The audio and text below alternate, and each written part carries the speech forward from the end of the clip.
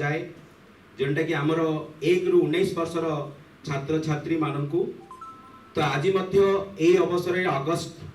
August 10 तारीख आज आम कृमिनाशक औषध दिज्व ए दिज्वा उपलक्षे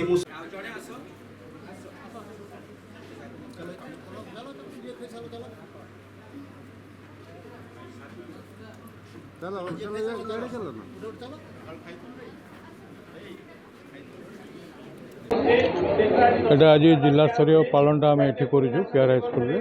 प्रति ब्लॉक रे आज पालन हम प्रति स्कूल रे गोटे गोटे जगार हम आमर सबू सरकारी school private school anganwadi centre सबू जगार आज कृमि बटिका दिज्व खावा पाखापाखि 4,53,000 छुआ खाइबे 1 वर्ष 19 वर्ष पर्यंत ता सांगे रिप्रोडक्टिव एज ग्रुप रो भी आम 21 ରୁ 24 वर्ष बयसर स्त्री लोक मान आज देवार व्यवस्था कराई।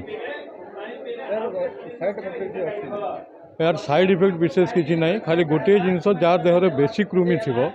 ये बटिया खाइला जदि कृमि मैंने मरबार स्टार्ट करेंगे पेट फेट टी व्यवस्था हो पाए